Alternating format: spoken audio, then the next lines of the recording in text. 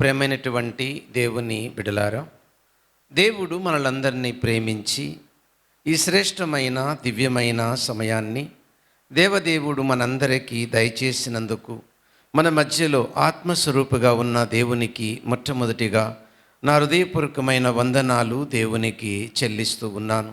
మీరు శ్రద్ధాభయభక్తులు కలిగి మంచి ఫలములు ఫలించి యుగయుగాలు తండ్రితో ఆనందించాలన్న ఆశ ఆకాంక్ష కలిగి దేవుని పాదముల దగ్గర కూర్చున్న మిమ్మలను అభినందిస్తూ మీ అందరికీ ప్రభు పేరిట హృదయపూర్వకమైన వందనాలు తెలియచేస్తూ ఉన్నాను.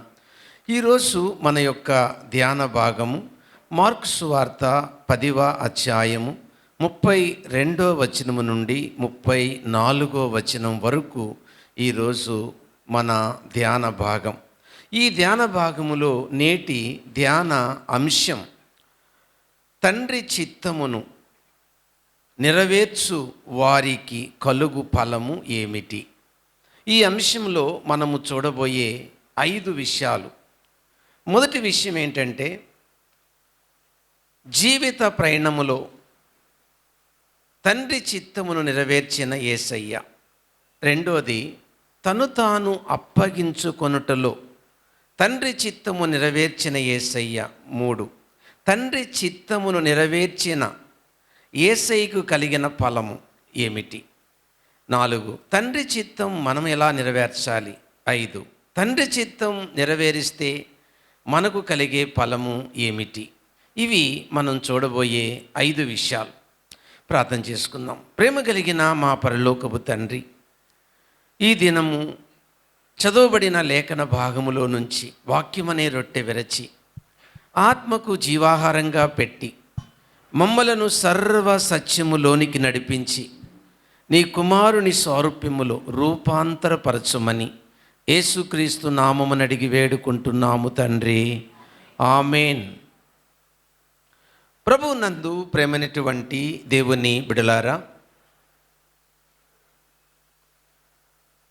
మార్కు సువార్త 1వ అధ్యాయం 1వ వచనము నుండి మనము ప్రతి నెల మొదటి వారం వచనము వెంబడి వచనాన్ని ధ్యానిస్తూ ఉన్నాం. ఈరోజు మార్కు సువార్త 10వ అధ్యాయము 32 నుంచి 34 వరకు ధ్యానం చేయబోతున్నాం. ఇందులో యేసు ప్రభు ఆయన శిష్యులు యెరూషలేమునకు వెళ్ళేటప్పుడు యేసు ప్రభు వారికి ముందుగా నడుస్తూ ఉన్నాడు. ఆ సమయంలో శిష్యులు విస్మయం పొంది బహుగా భయపడ్డారు. అప్పుడు ప్రభు ఆ 12 మంది శిష్యులను దగ్గరికి చేర్చుకొని ఆయనకు సంభవింపబోవు సంగతులను గూర్చి మాట్లాడడం ప్రారంభించాడు. అదేమిటనగా, మనము యెరూషలేమునకు వెళుతున్నాము. మనుష్య కుమారుడు శాస్త్రులకును పరిసయ్యులకును అప్పగించబడతాడు.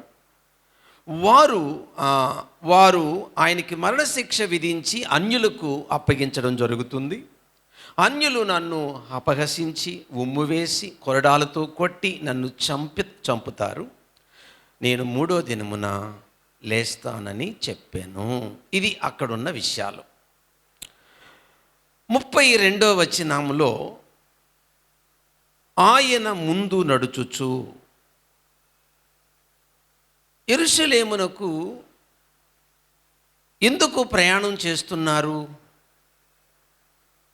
అని అంటే, యేసయ్య ఏ ఉద్దేశముతో ఈ లోకానికి వచ్చాడో, తండ్రి చిత్తము ఏది నెరవేర్చాలని ఈ లోకములో పుట్టాడో అది నెరవేర్చడము, అందరి కొరకు మరణించడం, అందరి కొరకు బలి అవడం, ఆ దైవ చిత్తాన్ని నెరవేర్చడానికి ఆయన ముందు వెళుతూ ఉన్నాడు. ఈ ముందు అనే మాటలో దైవ చిత్తము నెరవేర్చడములో యేసు ప్రభు మొదటి నుండి ముందు నడుస్తూ ఉన్నాడు. ఎట్లనగా, దైవ చిత్తాన్ని ఆయన శిష్యువుగా ఉన్నప్పుడే నెరవేర్చాడు. మీకా గ్రంథం 5వ అధ్యాయం 2వ వచనములో ప్రవచనం ఉన్నది. ఏమని ప్రవచనం ఉన్నది?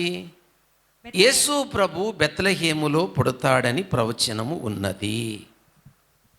అయితే యేసు ప్రభు మరియా అమ్మ గర్భాన ఆయన పడినప్పుడు లేదా ఆ గర్భంలోనికి ఆయన వచ్చినప్పుడు యేసేపు మరియమ్మలు నజరేతులో ఉన్నారు. నజరేతులో ఉంటే ఎక్కడ పుట్టాలి? నజరేతులోనే పుట్టాలి. మరి నజరేతులో పుడితే తండ్రి చిత్తం నెరవేరుతుందా?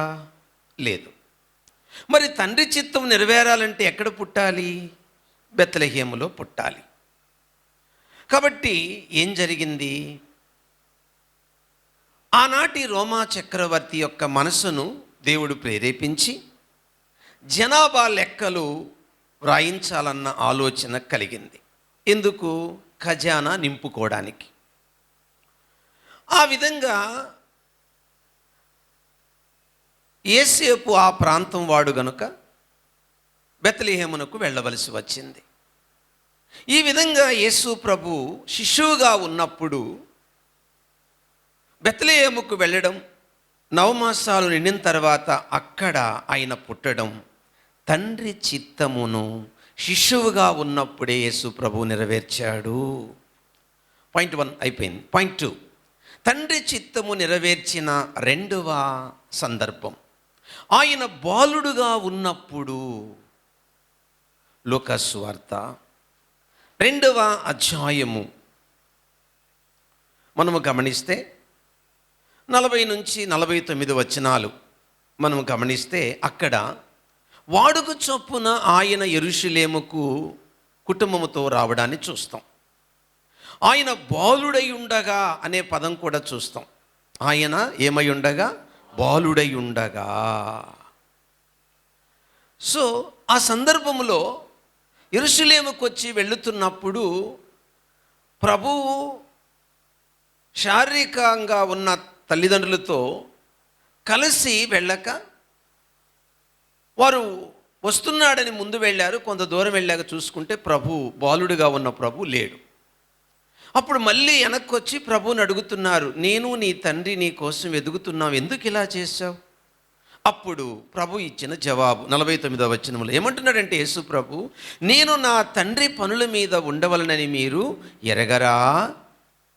తండ్రి చిత్తము నెరవేర్చుటలో ఆయన ఎంత తపన కలిగి ఉన్నాడో ఈ మాట మనకు తెలియచేస్తుంది.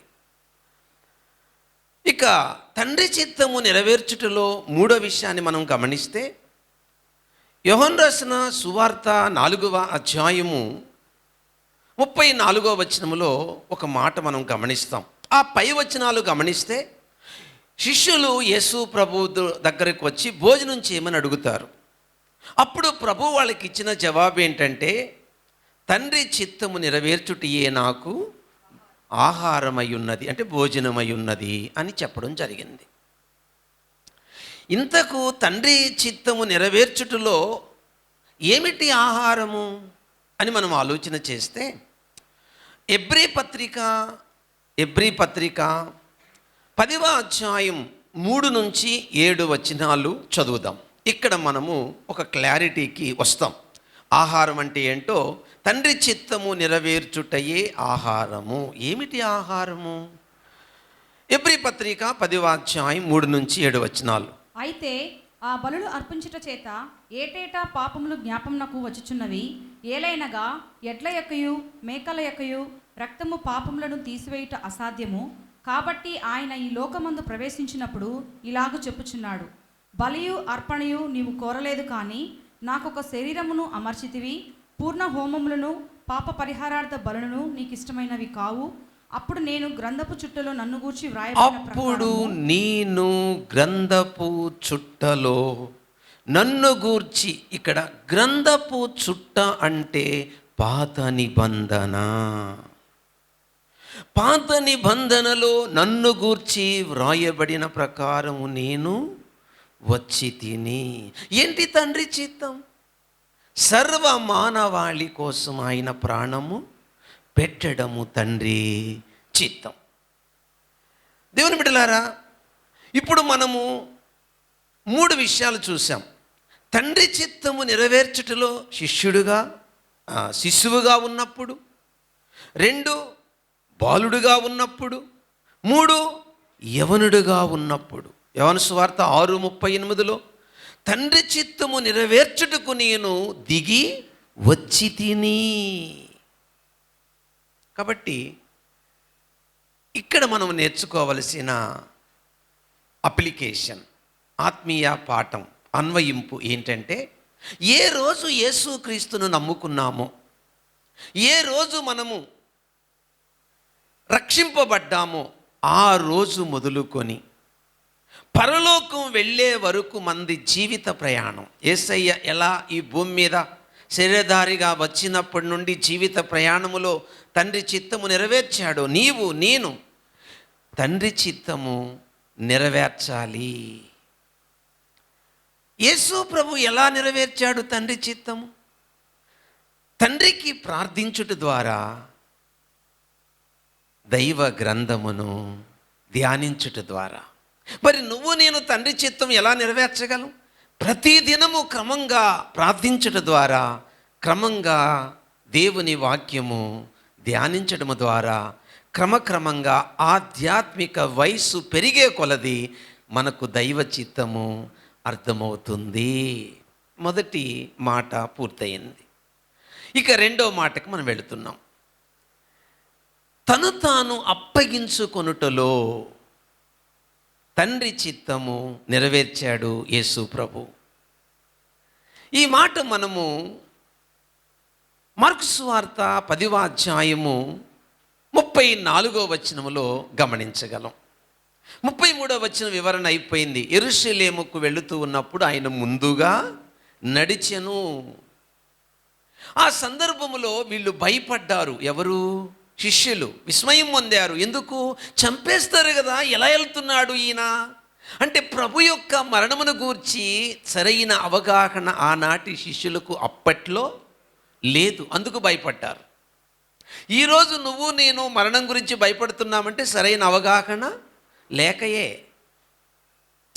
అటువంటి సందర్భములో 34వ వచనంలో ప్రభు ఏం చెప్తున్నాడు? అప్పగింతల గురించి మాట్లాడుతున్నాడు. ఏమని? మనం యెరూషలేముకు వెళుతున్నాము, మనిషి కుమారుణ్ణి శాస్త్రులకును పరిసయ్యులకును ఏం చేయుదురు? అప్పగింతురు. శాస్త్రులు పరిసయ్యులు ఏం చేస్తారు? మరణశిక్ష విధించి అన్యులకు అప్పగిస్తారు. 3 అప్పగింతల గురించి వివరిస్తాను, వినండి. మొదటి అప్పగింత ఇస్కరియోతు యూదా.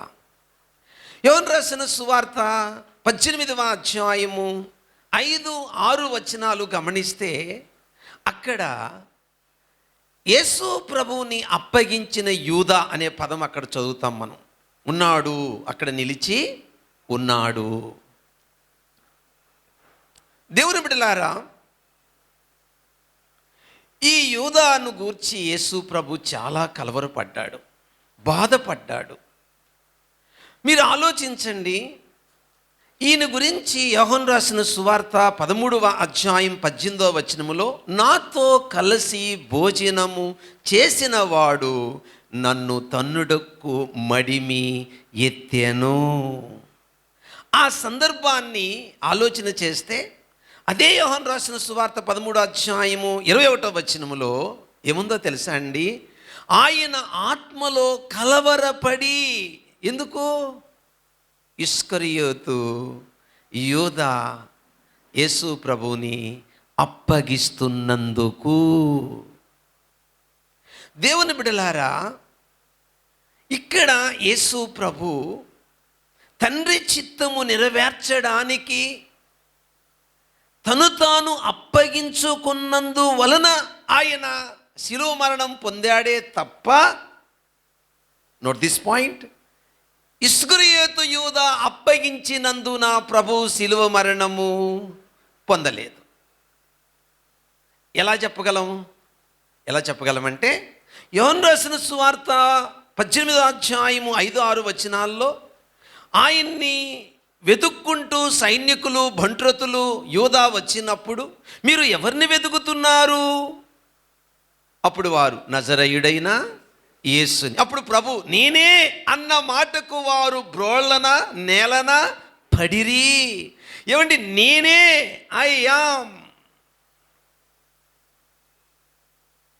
నేనే అన్న మాట తట్టుకోలేక బోళ్ళ పడితే అలాంటి వాళ్ళు ప్రభువును సిలువ వేయగలరా? అలాంటి వాళ్ళు ప్రభువును పట్టుకోగలరా? ఏమండి? కాబట్టి ఇక్కడ యేసు ప్రభు ఎందుకు కలవరపడ్డాడు అనంటే, యేసు ప్రభుతో తిని, యేసు ప్రభుతో త్రాగి, యేసు ప్రభుతో నడిచి, యేసు ప్రభు బోధలు విని యేసు ప్రభుని అప్పగిస్తున్నందుకు ఆయన కలవరపడ్డాడు. ఇక రెండో అప్పగింత ఏమిటి అనగా, శాస్త్రులు పరిసయ్యులు. మనం ఇప్పుడే చదివాం ఆ మాట. మార్కు సువార్త 10:34 ఎవరికి అప్పగించారు? ఈ ఇస్కరియోతు యూదా సైనికులు శాస్త్రులకు పరిశీలకు అప్పగిస్తే, శాస్త్రులు పరిశీలు ఎవరికి అప్పగించారండి? రోమా ప్రభుత్వానికి లేక అన్యులైన వారికి అప్పగించడం జరిగింది. శాస్త్రులు అంటే ఎవరు? థియోలజన్ అంటే ధర్మశాస్త్రమును అర్థమయ్యేటట్టు ప్రజలకు వివరించేవారు శాస్త్రులు అంటారండి. పరిశీలంటే వారు చెప్పినది తూచా తప్పకుండా పాటించేవాళ్ళు అంటారండి. దేవుని బిడ్డలారా, మెస్సయ్య అంటే ఎవరో, మెస్సయ్య ఎప్పుడు వస్తాడో, మెస్సయ్య ఎలా వస్తాడో, మెస్సయ్య ఎలా ఉంటాడో, మెస్సయ్య గుణాలేంటో, మెస్సయ్య వ్యక్తిత్వం ఏంటో వివరించి చెప్పగలిగిన సత్తా కలిగిన వారు శాస్త్రులు. అలాంటి శాస్త్రులు కన్నుల ఎదుట మెస్సయ్యను పెట్టుకొని, ఈయన మెస్సయ్య అని గుర్తించడానికి ఆధారాలు పెట్టుకొని, ఈయన ధర్మశాస్త్రములో రాయబడిన మెస్సయ్య ధర్మ పుస్తకపు చుట్టలో రాయబడిన మెస్సయ్య ఈయనే అని, గ్రంథపు చుట్టలో రాయబడిన మెస్సయ్య ఈయనే అని గుర్తించగలిగిన సామర్థ్యత ఉండి కూడా యేసు ప్రభుని అన్యులకు అప్పగించడం జరిగింది. అందుకు ఆయన చాలా ఏడ్చాడు, చాలా బాధపడ్డాడు యేసు ప్రభు గెత్సేమనే తోటలో ఈ దృశ్యాన్ని అంతటినీ తలపోసుకుంటూ. దేవుని బిడ్డలారా, ఆలోచించండి. వీరు శారీరకంగా బెడ్ రిలేషన్, ఎవరు? యూదులు. అలాంటి వాళ్ళు నిష్కారణంగా అన్యులకు అప్పగించారు. యేసు ప్రభు వాంటెడ్గానే సిలువకి వెళ్తున్నాడండి, దాని గురించి మాట్లాడట్లేదు. వాళ్ళు ధర్మశాస్త్ర పండితులై ఉండి యేసు ప్రభుని ఏం చేస్తున్నారు? అప్పగిస్తున్నారు.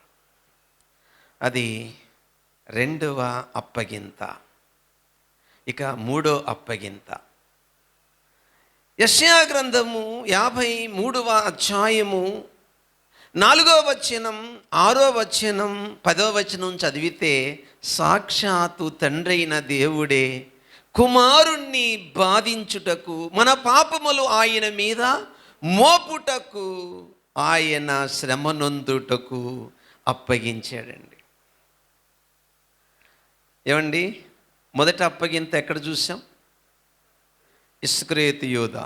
ఇతను నాతో కలిసి భోజనము చేసిన స్నేహితుడు.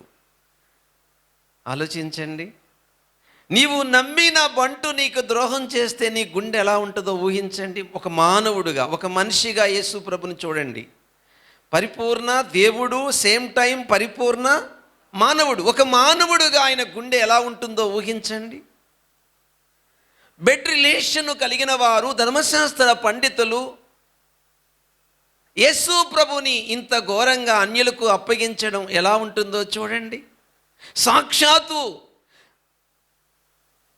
నిత్యత్వములో ఎన్నడూ విడిపోని ఆ బంధం, ఆ సిలువలో కొద్ది క్షణాలు తండ్రైన దేవుడు కుమారుని విడవడము ఎంత ఘోరంగా ఉంటుందో ఒకసారి ఊహించండి. ఆ బాధను తలపోసుకుంటూ, ఆ దృశ్యాన్ని తలపోసుకుంటూ, ఆ పరిస్థితులను తలపోసుకుంటూ ఏమని ఏడ్చాడో తెలుసా? మార్కు సువార్త 14వ అధ్యాయం 35, 36 వచనాలు. మార్కు సువార్త 14వ అధ్యాయము 35, 36 వచనాలు. కొంత దూరము సాగిపోయి నేల మీద పడి సాధ్యమైతే తన యొద్ద నుండి తొలగిపోవాలని ప్రార్థించుచు. విన్నారా? అయ్యా, ఆ ఎడబాటు తట్టుకోలేనే. అయ్యా, ఆ ఎడబాటు తట్టుకోలేని ఒక మనుష్యుడుగా దేవుని బిడ్డలారా ఏడుస్తున్నాడు. నీ చిత్తమైతే ఈ గిన్నె నా యొద్ద నుండి తొలగించుము, అయినను నా ఇష్ట ప్రకారం నా ఇష్టము కాదు. చాలాసార్లు కొన్నిసార్లు తట్టుకోలేక భరించలేక మన పరిస్థితులు ఎదురైనప్పుడు ఇలాగే ప్రార్థన చేయాలి మనం కూడా.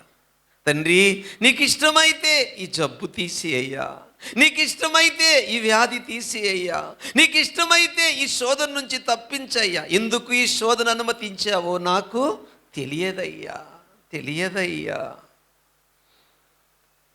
అయినను నా ఇష్టము కాదు, నీ చిత్తమే.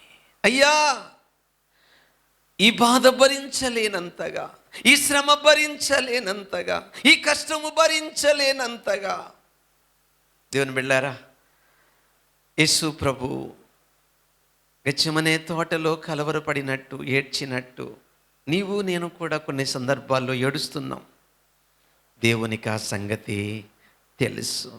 అయితే నీ బాధ ఎంత వేదనకరంగా ఉంటుందో, ఆ పరిస్థితి ఎంత వేదనకరంగా ఉంటుందో, ఆ పరిస్థితి నీ గుండెని ఎలా పిండేస్తుందో, నువ్వెంత కుమిలిపోతున్నావో, నువ్వెంత ఒంటరితనాన్ని అనుభవిస్తున్నావో, అది ఏ సమస్య అయినప్పటికీ, ఏ బాధ అయినప్పటికీ నీ కన్నీళ్లు ఎలా అన్నపానాలుగా మారాయో నిన్ను అర్థము చేసుకోగలిగిన ఒకే ఒక్కడు యేసు మాత్రమే. ఎందుకో తెలుసా? నీ బాధల గుండా వెళ్ళిన వాడైనా, నీ కన్నీళ్ళ గుండా వెళ్ళిన వాడైనా, నీ శ్రమల గుండా వెళ్ళిన వాడైనా, నీ రోదన ధ్వని గుండా వెళ్ళిన వాడైనా, నీ పరిస్థితుల గుండా వెళ్ళిన వాడైనా, ఆయన ఒక్కడే నిన్ను అర్థము చేసుకోగలడు. ఎవరు అర్థం చేసుకోలేరు. ఎవరికి మన గోడు అర్థం కాదు, ఎవరికి మన కన్నీళ్ళు విలువ తెలియదు, ఎవరికి మన ఏడుపు అర్థం కాదు, మన గుండె పిండుతున్న పరిస్థితులు ఎవరికి అర్థం కాదు, మన కన్నీళ్ళు అన్నపానాలుగా మారిన పరిస్థితి ఎవరికి అర్థం కాదు. ఒక్కడికి అర్థమవుతుంది. ఆయనకి మాత్రమే నీ పరిస్థితి తెలుసు. ఏడుస్తున్నాడు. ఎంత భయంకరంగా ఏడుస్తున్నాడో దేవుని బిడ్డలారా. ఎందుకు అలా కరిగిపోయాడు యేసు ప్రభు అనంటే, తన్ను తాను అప్పగించుకొనుటలో, తండ్రి చిత్తము నెరవేర్చుటలో. దేవుని బిడ్డ, నువ్వు కూడా నేర్చుకోవలసిన అప్లికేషన్, నేర్చుకోవలసిన ఆత్మీయ పాఠం ఏంటంటే, నువ్వు నేను కూడా అంతేనండి. నువ్వు నేను కూడా అంతే. అప్పగించుకోవాలి మనం. ఒక కోడలు నిన్ను హింసిస్తుంటే, ఒక అత్త నిన్ను హింసిస్తుంటే, ఒక భర్త నిన్ను హింసిస్తుంటే, ఒక భార్య నిన్ను హింసిస్తుంటే, ఒక కొలీగ్స్ నిన్ను హింసిస్తుంటే, ఎరుగు పొరుగు వారిని హింసిస్తుంటే, పేదరికము నిన్ను పిండేస్తుంటే, అప్పులు నిన్ను పిండేస్తుంటే, పరిస్థితులు నిన్ను పిండేస్తుంటే, సమస్యలు నిన్ను పిండేస్తుంటే, శోధనలు నిన్ను పిండేస్తుంటే, వ్యాధులు నిన్ను పిండేస్తుంటే, యేసయ్యలాగా మనల్ని మనము ఆయనకి అప్పగించుకుందాము. ఎందుకు పాస్టర్ గారు? చెప్తాను. థర్డ్ వన్, మూడో విషయానికి వస్తున్నాను. మూడో విషయంలో ఫలితం ఏంటి? ఆయన జీవిత ప్రయాణములో తండ్రి చిత్తాన్ని నెరవేర్చాడు, తను తాను అప్పగించుకొనటములో తండ్రి చిత్తాన్ని నెరవేర్చాడు. 34వ వచనంలో ప్రభు ఏం చెప్పారంటే, ఆయన చనిపోతాడు, అయితే 3వ దినమున ఆయన తిరిగి లేస్తాడు. ఫలం ఏంటంటే పునరుద్ధాన ఫలం, ఎటర్నల్ లైఫ్, నిత్య జీవాన్ని ప్రసాదించుటయే ఫలము. దేవుని బిడ్డలారా, ఈ 3వ పాయింట్లో యేసు ప్రభు పొందినటువంటి ఫలాన్ని వివరిస్తాను.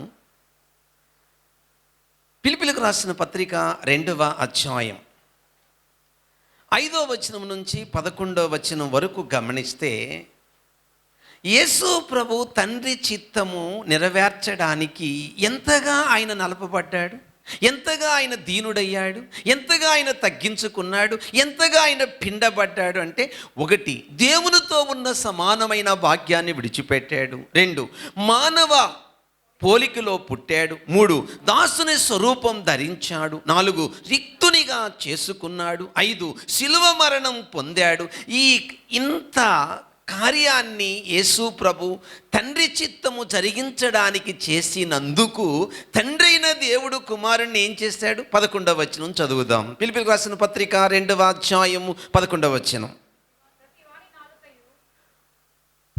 ప్రతివాని నాలుకయు తండ్రి అయిన దేవుని మహిమార్థమై యేసుక్రీస్తుని ప్రభు అని ఒప్పుకొనున్నట్టు దేవుడు ఆయనను అధికముగా హెచ్చించి. ఎలా హెచ్చించాడట? ఫలమేమిటి? తండ్రి చిత్తము నెరవేర్చిన యేసు ప్రభుకు కలిగిన ఫలమేమిటి? అధికముగా హెచ్చించి. ఎంతగా హెచ్చించాడంటే యేసు ప్రభు లేకుండా నో ఎంట్రీ పరలోకానికి. యేసు ప్రభు లేకుండా పరలోకం లేదండి ఎవరికి. భూప్రపంచంలో ఏ వ్యక్తి అయినా పరలోకం పోవాలంటే ఎంత ఘనుడైనా, ఎంత గొప్పవారైనా, కోటేశులైనా, బీదవాళ్ళైనా, విద్య లేని వాళ్ళైనా, విద్య ఉన్నవారైనా, జ్ఞానవంతులైనా, పండితులైనా, ఎవరైనా సరే పరలోకము ప్రవేశించాలంటే వే జీసస్ మాత్రమే. ఎంతగా హెచ్చించాడండి? తండ్రి చిత్తము నెరవేర్చినందుకు, శిలువ మరణము పొందినందుకు. దేవుని బిడ్డారా, ఎంత అద్భుతంగా ఉన్నది. పాయింట్ 1 ఆయన పొందిన ఫలం. పాయింట్ 2 యేసు ప్రభు పొందిన రెండో ఫలం ఏమిటి? ఎబ్రీ పత్రిక 1వ అధ్యాయము 2వ వచనం. ఎబ్రీ రాసిన పత్రిక 1వ అధ్యాయము 2వ వచనం. ఆయన సమస్తమునకు వారసునిగా చేసెను. తండ్రి అయిన దేవుడు కుమారుడైన దేవుణ్ణి యేసుక్రీస్తుని మానవ శరీరము ధరించుకొని ఈ లోకానికి వచ్చి ఆయన శిశువుగా ఉన్నప్పుడు, బాలుడుగా ఉన్నప్పుడు, యవనుడిగా ఉన్నప్పుడు తండ్రి చిత్తము, ఆయన జీవిత ప్రయాణములో తండ్రి చిత్తము నెరవేర్చి తనను తాను అప్పగించుకున్నందుకు తండ్రి అయిన దేవుడు బహుగా హెచ్చించాడు, సమస్తమునకు వారసునిగా చేశాడు.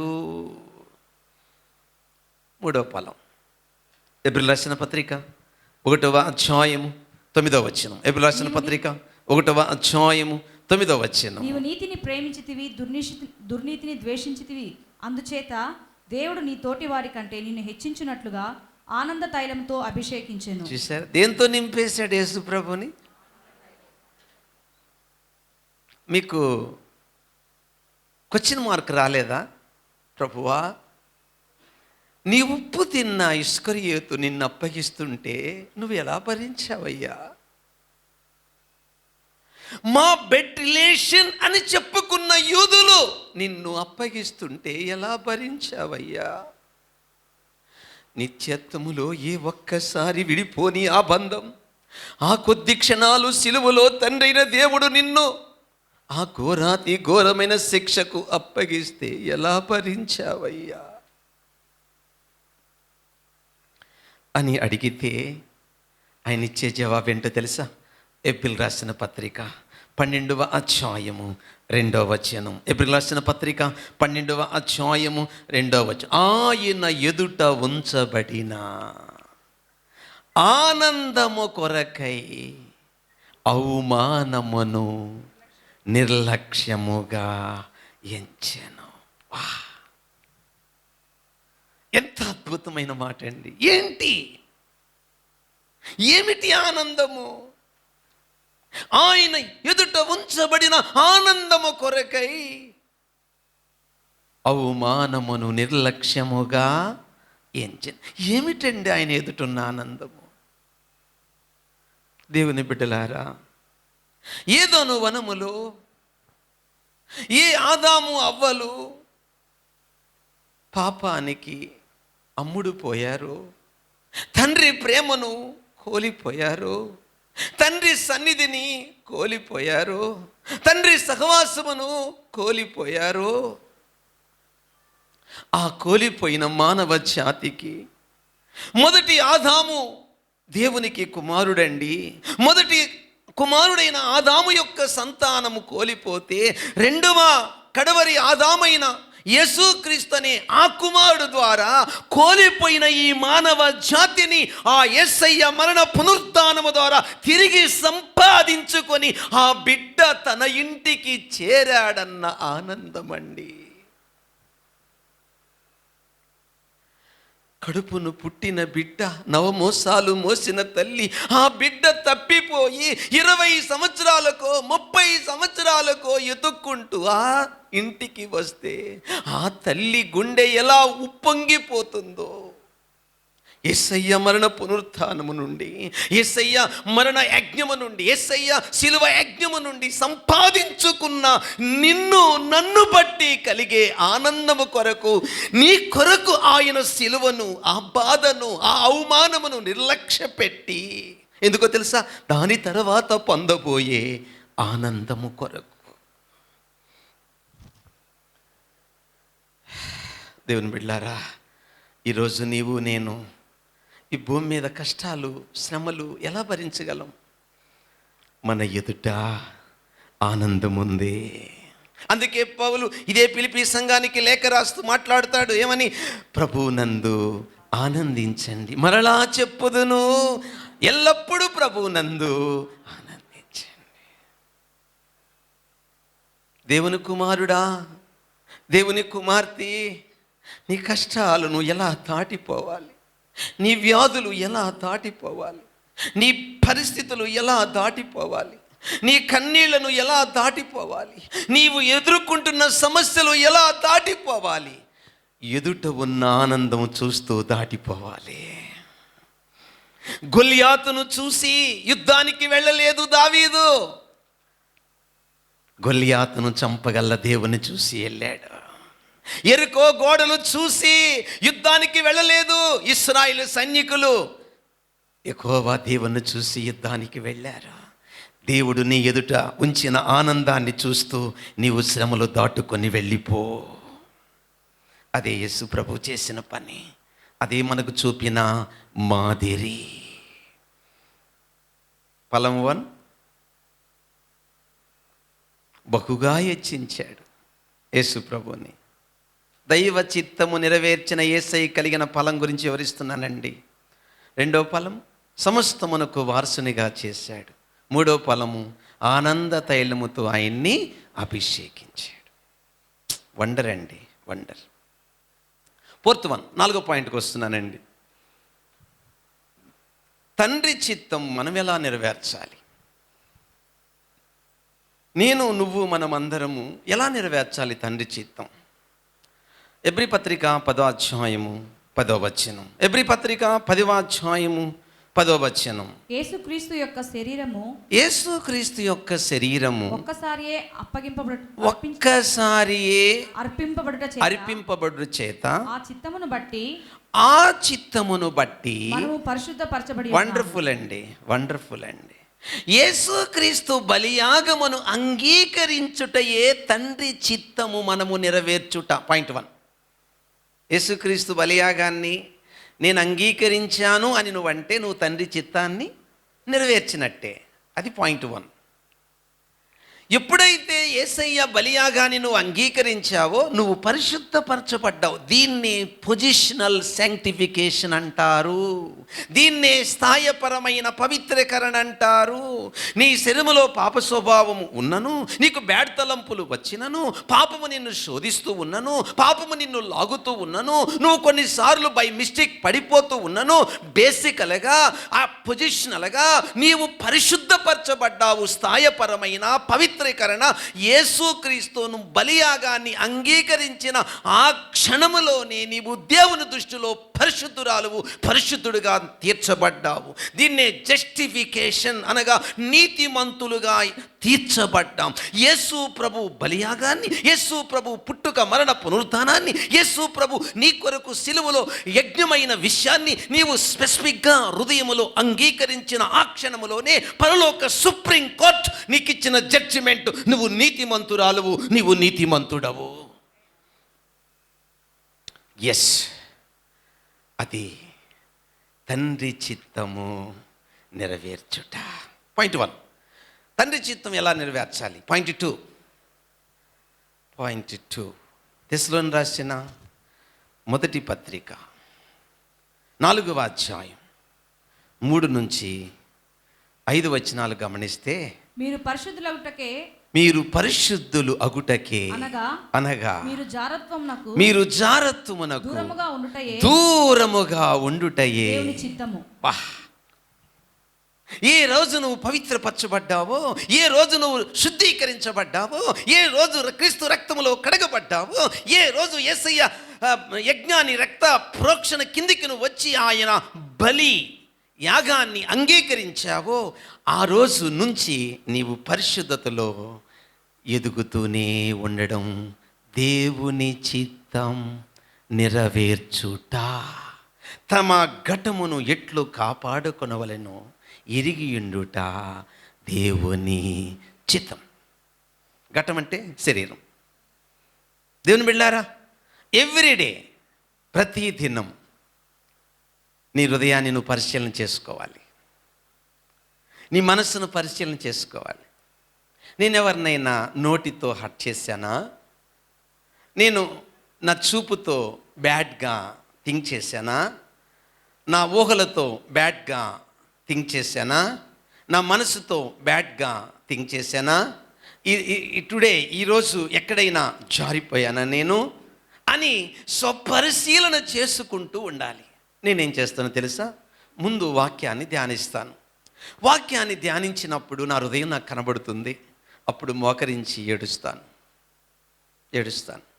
దేవుని బిడ్డలారా, ఎవరైతే ఆ విధంగా తన అంతరంగా స్వపరిశీలన చేసుకుంటూ ఉంటారో వారు క్రీస్తు స్వరూప్యములోనికి రూపాంతరం చెందుతారు. Praise the lord. ఈ ప్రాసెస్ ఎప్పటి వరకు? శరీరం ఉన్నంత వరకు, పరలోకములో అడుగు పెట్టేంత వరకు జరుగుతూనే ఉండాలి. ఎన్ని చెప్పాను? దైవ చిత్తము మనం ఎట్లా నెరవేర్చగలము? 2 చెప్పాను. ఇక 3వ విషయం చెప్తున్నాను. దైవ చిత్తాన్ని మనం నెరవేర్చడానికి ఈ పద్ధతులు దేవుడు మనకు ఇచ్చాడు. ఈ పద్ధతుల ద్వారానే నెరవేర్చగలం. పేతురు రాసిన మొదటి పత్రిక 3వ అధ్యాయము 17-18 వచనాలు. పేతురు రాసిన మొదటి పత్రిక 3వ అధ్యాయము 17-18 వచనాలు గమనిద్దాం. దేవుని చిత్తం అలాగ ఉన్న ఎడల కీడు చేసి శ్రమపడుట కంటే మేలు చేసి శ్రమపడుటయే బహు. దేవుని చిత్తం చెప్పండి. దేవుని చిత్తాన్ని నెరవేర్చే 3వ పద్ధతి కీడు చేసి మేలు చేయించడం కాదండి. కీడుతో మేలు చేయించడం కదా, మేలు చేసి శ్రమ పొందుట దేవుని చిత్తం. ఎంత అద్భుతంగా ఉందో చూడండి ఒకసారి. ముందు యేసు ప్రభుని ఏం చేశాము? నమ్మాం. నమ్మగానే మనకేమొచ్చింది? పరిశుద్ధత. ఇప్పుడు ఆ పరిశుద్ధతలు ఏమవుతున్నాం? ఎదుగుతుంటే నీకేమొచ్చాయి? శ్రమలు. ఇప్పుడు ప్రశ్న ఏంటంటే, పాపము చేసి శ్రమ అనుభవిస్తున్నావా? అది దేవుని చిత్తము కాదు. ఇప్పుడు చెప్పండి, నువ్వు ఏ పాపము చేయనందుకు శ్రమ అనుభవిస్తున్నావా? అది దేవుని చిత్తం. అయ్యా, నా కోడలను ప్రేమించినందుకు శ్రమ అనుభవిస్తున్నాను, అది దేవుని చిత్తం. నా అత్తను ప్రేమించినందుకు శ్రమ అనుభవిస్తున్నాను, అది దేవుని చిత్తం. నా బిడ్డను ప్రేమించేందుకు శ్రమ అనుభవిస్తున్నాను, అది దేవుని చిత్తం. నా తల్లిదండ్రులను ప్రేమించినందుకు శ్రమ అనుభవిస్తున్నాను, అది దేవుని చిత్తం. నేను పాపము మానినందుకు శ్రమ అనుభవిస్తున్నాను, అది దేవుని చిత్తం. నువ్వు త్రాగుడు మానినందుకు శ్రమ అనుభవిస్తున్నావు, అది దేవుని చిత్తం. నువ్వు మేలు చేసి శ్రమ అనుభవించడం దేవుని చిత్తం. ఎంత అద్భుతంగా ఉంది. పాయింట్ 4 అయిపోయింది. పాయింట్ 5, నాకు వచ్చే ఫలమేంటయ్యా? నేను యేసు ప్రభు దేవుని చిత్తము నెరవేర్చినందువల్ల యేసు ప్రభు ఫలం వచ్చింది. నేను కూడా యేసయ్యలాగా దేవుని చిత్తం నెరవేరిస్తే నాకు వచ్చే ఫలం ఏంటి చెప్తాను. పాయింట్ 1, నీకు వచ్చే ఫలం. మత్తయి సువార్త 7వ అధ్యాయం 21వ వచనం. మత్తయి సువార్త 7వ అధ్యాయం 21వ వచనం జాగ్రత్తగా గమనిస్తే అక్కడ ఒక అద్భుతమైన మాట ఉంటుంది. ఎవరు నా తండ్రి చిత్తము నెరవేరుస్తారో లేక చేస్తారో వారిదే పరలోక రాజ్యం. వారు పరలోక రాజ్యములో ప్రవేశిస్తారు.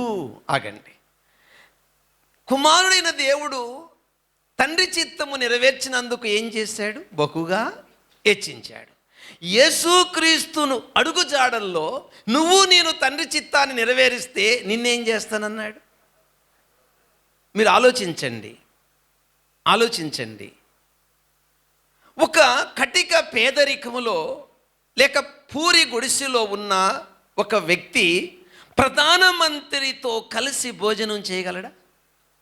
ఒకవేళ ఆ ప్రధానమంత్రి వచ్చి నువ్వు నాతో రేపు భోజనానికి రమ్మంటే మన పర్య భాషలో దాన్ని ఏమంటాము? అతడు బహుగా ఆలోచించండి. పరలోక పట్టణములో అడుగుపెట్టుటకు యోగ్యులమా? కాదే.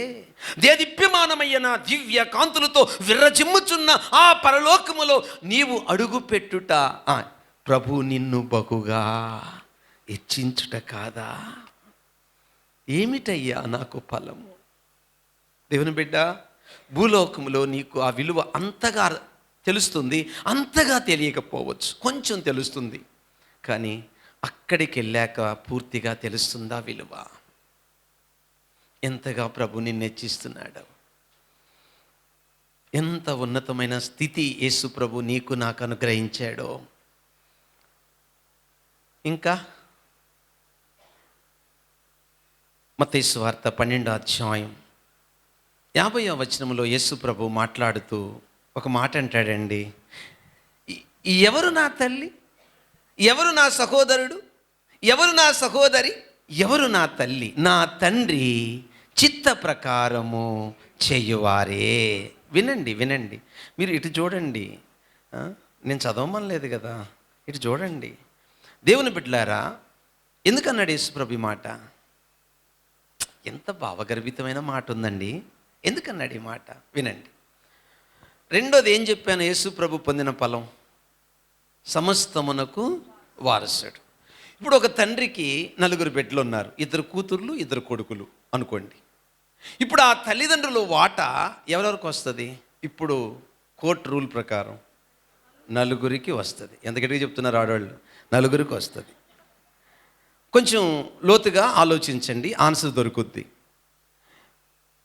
తండ్రి చిత్తము నెరవేర్చిన మనకు మొదట ఏం దొరికింది? పరలోక ప్రవేశం. తండ్రి చిత్తము నెరవేర్చిన మనకు రెండోది ఏం దొరుకుతుంది అని అంటే, ఆ పరలోకములో దేనికి యేసుక్రీస్తు సమస్తముకు వారసుడిగా తండ్రి చేశాడో ఆ తండ్రి ఆస్తికి నిన్ను నన్ను దేవుడు వారసుడిగా చేశాడు. ఏమండి, ఎంత ఆస్తిపరులమో తెలుసా మనం? నక్క ద్రాక్ష గెలను చూసి, ఆహా ఓ ద్రాక్ష పండ్ల గెలలా, ఈరోజు నోరు ఊరిపోతుంది, ఆహా ఈరోజు ఎంత రుచిగా ఉంటావు అని అందనందున పొల్లని ద్రాక్ష పళ్ళు అన్నదట. ఇలా కూర్చున్నప్పుడు హాహా ఓహో అనుకుని ఇంటికి వెళ్ళగానే ఏదో అని చెప్పాడు, ఈ రాతలి, ఈ కష్టాలు, ఈ బాధలు, ఈ సమస్యలు ఇంతే అని నువ్వు అనుకుంటే అర్థమైందా? నీకు ఇంకా గెల అందలేదు. ఇందాక ఆల్రెడీ మీకు చెప్పాను. నేను ఏమని చెప్పాను? మేలు చేసి శ్రమ అనుభవించుట దేవుని చిత్తం. మనమంతా ఈరోజు దేని మీద మాట్లాడుకుంటున్నామండి? ఆ టాపిక్ని మీరు మైండ్లో పెట్టుకోవాలి. దేవుని పిల్లలారా, నేనైతే చాలా సంతోషించాను, కన్నీళ్లతో దేవుని స్తుతించాను. ఎంత ఉన్నతమైన స్థితి, ఎంత ఉన్నతమైన భాగ్యం మాకు ఇచ్చావు ప్రభువా. దేవుని చిత్తం నెరవేర్చే వారికి కలిగిన రెండో ఫలం ఇప్పుడే చెప్పాను. నిన్ను దేవుడు ఆయన ఆస్తికి వారసుడిగా చేయబోతున్నాడు. నువ్వు చాలా కోటేశ్వరాలు, నువ్వు చాలా కోటేశ్వరుడు. ఇక వర్ణించలేనంత ఆస్తికి నిన్ను దేవుడు వారసుడిగా చేసాడండి. ఆమేన్. చాలామందికి డౌట్, నేనేమన్నా చూసానా పాస్టర్ గారు? ఏమండి, ఫైనల్ యోహాను రాసిన మొదటి పత్రిక 2వ అధ్యాయం 17వ వచనం. లోకమును దాని ఆశయు గతించిపోవును కానీ దేవుని చిత్తము, వినరా? లోకము దాని ఆశ, డబ్బు గతించిపోతుంది, ఉద్యోగం గతించిపోతుంది, అందము గతించిపోతుంది. లోకంలో ఉన్న సమస్తము, బంగారము, ధనము, అందముగా కనబడేవి, వింతల వింతలుగా కనబడేవి అన్నీ గతించిపోతాయి. కానీ అన్నిటిని పక్కన పెట్టి రోజు దేవుని చిత్తాన్ని జరిగిస్తే నిరంతరము దేవుని ఆస్తిని అనుభవిస్తావు. యేసు ప్రభుకు వచ్చిన మూడో ఫలం ఏం చెప్పాను? Good answer. పరలోక మహాపట్నములో గొంతులు వేస్తూ ఆనందిస్తూ నిత్యము తాజా ఆనందాన్ని నువ్వు పొందబోతున్నావు. భూలోకంలో బోరు కొట్టద్దండి, కాసేపు నవ్వుతావు, కాసేపు ఏడుస్తావు. నువ్వు పరలోకంలో బోరు కొట్టదు. అలాంటి ఆనందం యేసు ప్రభు నీకు ఇవ్వబోతున్నాడు. అది ఆయన చిత్తం నెరవేర్చే వారికి కలిగే. సరే పాస్టర్ గారు, అంతా అయిపోయింది, ఇప్పుడు నన్ను ఏం చేయమంటారు? అది చెప్పి ముగిస్తాను. ఏం చేస్తారు మీరు? ఒక పని చేయండి, ఈ ఆస్తికి వారసులు అయిపోతారు. చెప్తాను ఏం చేయాలంటే, మీరు ఒక కుటుంబం కలదు. ఆ కుటుంబానికి లేక లేక ఒక కుమారుడు పుట్టాడు. కుమారుడు పుట్టిన కొద్ది రోజులకి తల్లి చనిపోయింది. చాలా గొప్ప కోటేశ్వరుడు, ఆస్తంతా ఒక్క బిడ్డ కొరకే సంపాదించారు. కొద్ది రోజులకి తండ్రి కూడా చనిపోయాడు. ఆ తరువాత ఇంట్లో ఒక పనివాడు ఉండేవాడు. ఆ పనివాడికి అప్పగించి నువ్వే ఈ బిడ్డను చూసుకోమని చెప్పడం జరిగింది. ఈ బిడ్డను ఆ పనివాడు చూసుకున్నాడు. కొంతకాలానికి ఈ అబ్బాయి కూడా చనిపోయాడు. చెప్పండి, మొదట తల్లి చనిపోయింది, 2 తండ్రి చనిపోయాడు, 3 కుమారుడు చనిపోయాడు. గవర్నమెంట్ వారు ఈ ఆస్తిని వేలం వేద్దాము అని స్వాధీనం చేసుకుందామని వచ్చారు. ఆ టైంలో ఈ లేక లేక పుట్టిన ఒకే కుమారుడి యొక్క ఫోటో ఉంది అక్కడ. ఆ కుమారుడికే ఈ ఆస్తి అంతా. ఇప్పుడు ఆ కుమారుడు చనిపోయాడు కాబట్టి మొట్టమొదటి ఏలాం పాట ఫోటో అని స్టార్ట్ చేశారు. అక్కడ వచ్చిన వాళ్ళంతా వేలం పాడడానికి వచ్చిన వాళ్ళు అనుకున్నారు, ఈ ఫోటో మనకెందుకు అని మిగిలిన వాటి బంగారము ఇంకా కాస్ట్లీ ఏమైతే వస్తువులు ఉన్నాయో వాటి కోసము ఎదురు చూస్తున్నారు. ఆ యొక్క అల్లారు ముద్దుగా చిన్నతనము నుండి పెంచి పెద్ద చేసిన ఆ పనివాడు, ఆ దాసుడు ముందుకు వచ్చి, ఆ పూట నేను పాడుకుంటానయ్యా, ఇంకేమొద్దు ఈ ఇంట్లో, నాకు ఆ అబ్బాయి చాలు, నా చేతులతో ఆ బిడ్డను పెంచాను, నా చేతులతో ఆ బిడ్డను ఆడిపించాను, నా చేతులతో గోరు ముద్దలు పెట్టాను, నాకు ఆ బిడ్డ చాలయ్యా అన్నాడు. అప్పుడు ఎంతో తక్కువకి ఆ యొక్క ఫోటో ఆ అబ్బాయికి ఇవ్వడం జరిగింది, ఆ పనివాడికి. అప్పుడు ఆ ఫోటోని ఇలా వెనక్కి తిప్పి చూస్తే దాని మీద వీలునామా అంటించింది. ఏమన్నదో తెలుసా? ఎవరు నా కుమారుణ్ణి కోరుకుంటారో వారికే ఈ యావదాస్తికి ఆస్తి పరులు అని. వచ్చిన వాళ్ళంతా తలదించుకొని వెళ్ళిపోయారు. అమ్మా బాబు, ఈ లోకం యేసు ప్రభుని వద్దనుకుంది. ఆ ఏలాం పాట వేయడానికి, ఆ వేలాం పాట పాడడానికి వచ్చిన వాళ్ళందరూ ఆ ఫోటోని ఎలా తునీకరించారో, వద్దనుకున్నారో, ఈ లోకం యేసు ప్రభును వద్దనుకుంది. ఈ లోకం యేసు ప్రభును వెలివేసింది. ఈ లోకం ఆయన అంటరాని వానిగా ఎంచింది. ఈ లోకం ఆయన చేతగాని వానిగా ఎంచింది. ఈ లోకం ఆయన మరణమును అర్థం చేసుకోలేకపోయింది. ఈ లోకం ఆయన్ని అపార్థం చేసుకుంది. కానీ నీవు ఆయన్ను కోరుకున్నావు. పరలోక ఆస్తికి నువ్వు వారసురాడువు. పరలోక ఆస్తికి నువ్వు వారసుడవు. కన్నులారా మీరు తండ్రిని చూడబోతున్నారు. కన్నులారా త్రియేక దేవుణ్ణి మీరు చూడబోతున్నారు. ఆ దేదీప్యమానమైన ఆ ఆస్తికి మీరు వారసులు కాబోతున్నారు.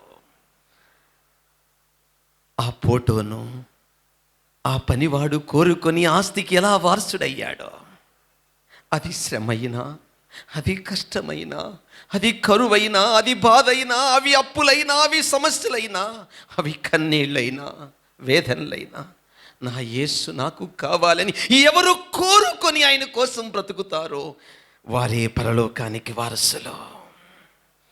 ప్రార్థన చేసుకుందాం. అందరం లేచి నిలబడదాం. ప్రభువా, ఈ దినమున నాతో సూటిగా మాట్లాడావు ప్రభువా. యేసయ్యా, ఎవరు తండ్రి చిత్తమును నెరవేరుస్తారో వాళ్ళకి ఎలాంటి ఫలాలు ఉన్నాయో వివరంగా విన్నాను ప్రభువా. తండ్రి చిత్తము నెరవేర్చు వారికి కలుగు ఫలము ఏమిటో విన్నాను ప్రభువా.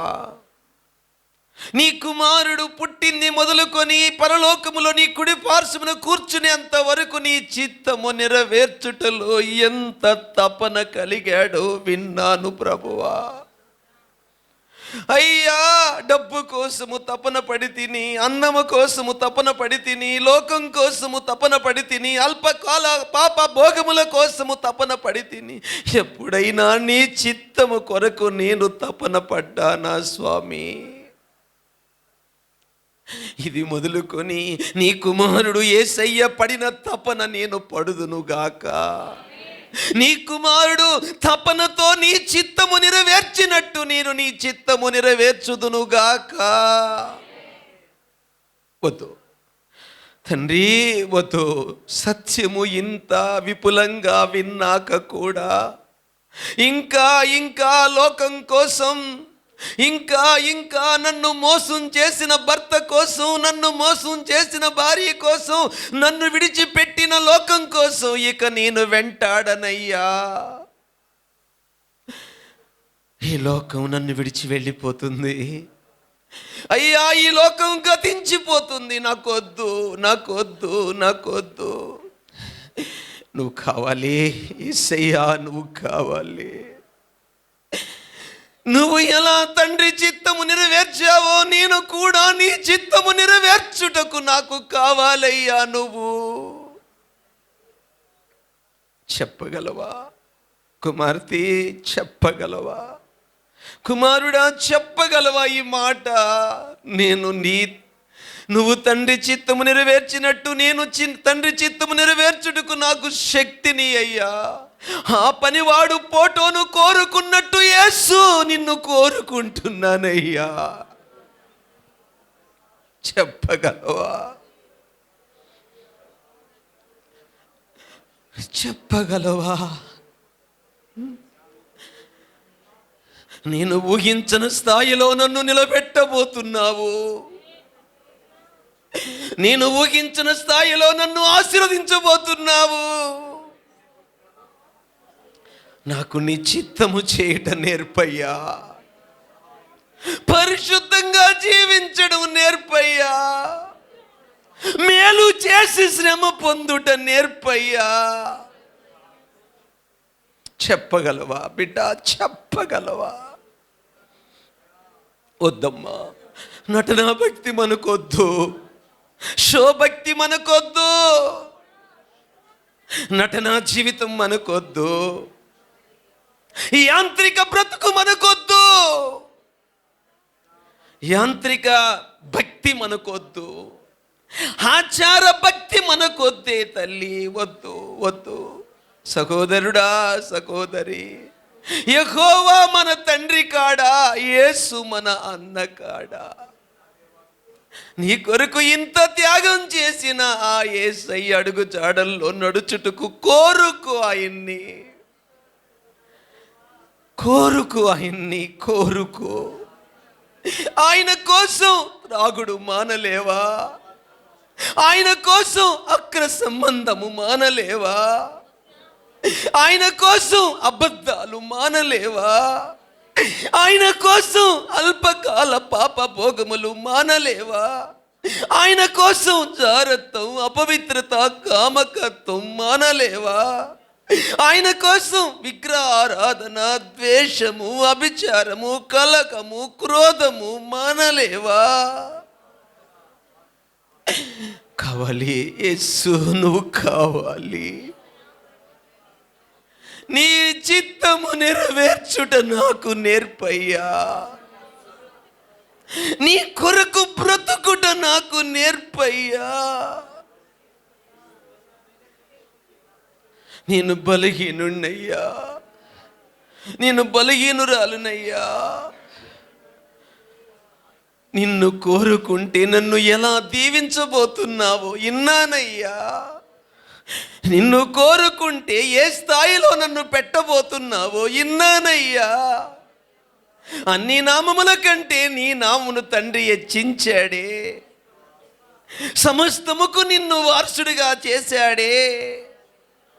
ఆనంద తైలముతో నిన్ను నింపాడే.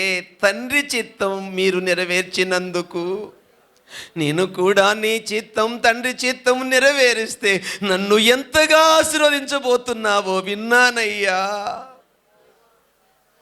నీ కొరకు బ్రతుకుట నాకు నేర్పు, నీ చిత్తము చేయుట నాకు నేర్పు, నీ చిత్తము చేయుట నాకు నేర్పు. ఒక్క 3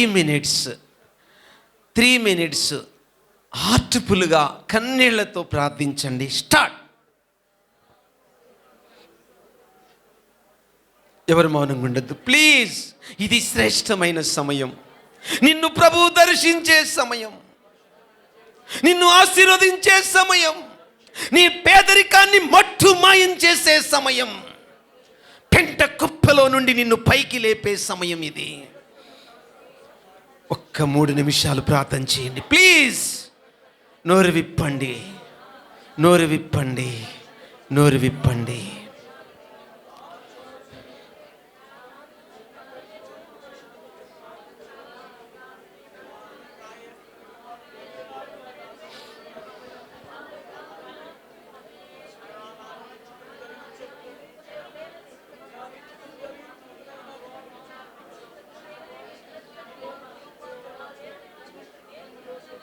కళ్ళు మూయండి, ఎవరటిటి చూడొద్దు.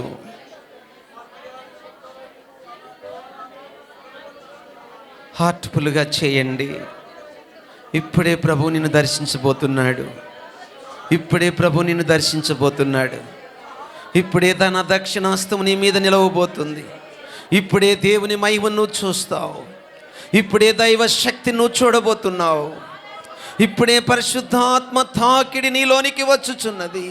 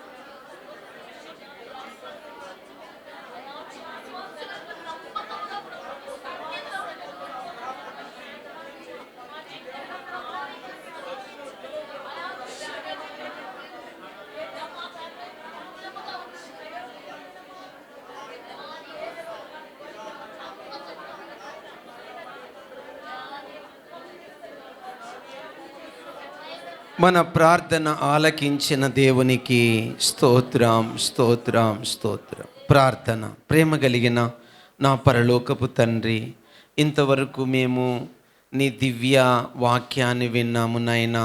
తండ్రి చిత్తం నెరవేర్చు వారికి కలుగు ఫలమేమిటో విన్నాము ప్రభువా. మొదట తండ్రి అయిన దేవుని చిత్తం నెరవేర్చిన కుమారుడి యొక్క చిత్తము ఎలా నెరవేర్చి ఫలము పొందాడో విన్నాము. ఆ తర్వాత యేసయ్య అడుగు జాడల్లో మేము తండ్రి చిత్తం నెరవేరిస్తే మా ఫలం ఏంటో విన్నాము నాయనా.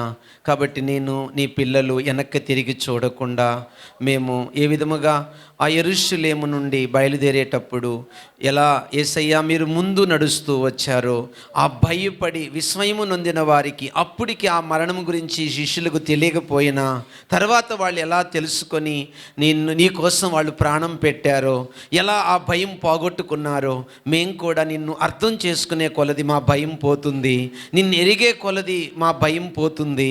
అలా ఎరిగి నీ కోసం ప్రాణం పెట్టేంత ధైర్యంగా నీ సేవ చేయదుముగాక. ఇలాగ నన్ను నీ పిల్లలను దీవించండి. ఇప్పుడు తండ్రి, నీ కుమారుడు నా ప్రభు మరణ పునరుద్ధానమునకు సాదృశ్యమైన రొట్టె ద్రాక్షరసం పుచ్చుకోబోతున్నారు. అవి మమ్మల్ని మార్చవు. రియల్ రిపెంటెన్స్ పొందిన ప్రతి వారు యేసయ్య రక్తములో కడగబడ్డారు. నీ వాక్యము చేత వారి ఆత్మకు జీవం వచ్చింది. దానికి సాదృశ్యంగా ఇప్పుడు రొట్టె తీసుకుంటున్నారు. పాప క్షమాపణకు సాదృశ్యంగా ద్రాక్షరసం తీసుకుంటున్నారు. ఇంకా పవిత్రతలో, పరిశుద్ధతలో నీ బిడలను, నన్నును రూపాంతరపరచండి. ఇప్పుడు యేసు నామమున రొట్టె పరిశుద్ధమగునుగాక. ఇప్పుడు యేసు నామమున ద్రాక్షారసం పరిశుద్ధమగునుగాక. యేసు నామమున ఆ వస్తువులు పవిత్రపరచబడునుగాక. అయోగ్యముగా కాక మమ్ములు మేము స్వపరీక్ష చేసుకొని మేము రొట్టెలో చెయ్యేస్తుండగా ఇంకా పవిత్రతలో, ఇంకా పరిశుద్ధతలో, ఇంకా నీతిలో, క్రీస్తు స్వారూప్యములో నీ పిల్లలు నేను రూపాంతరము చెందుదుముగాక. ఈ మనవులు యేసు నామమున అడుగుచున్నాము తండ్రి. ఆమేన్.